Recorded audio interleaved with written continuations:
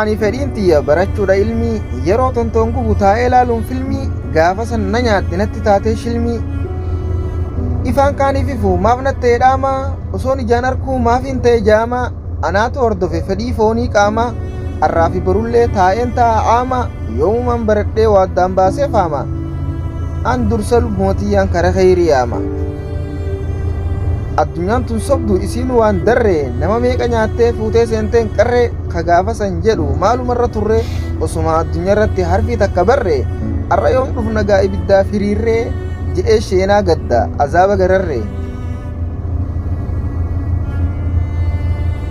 Gaddaaf sheenaan isaa barisan fayyanne ni ja'a achittillee way osoo asii banne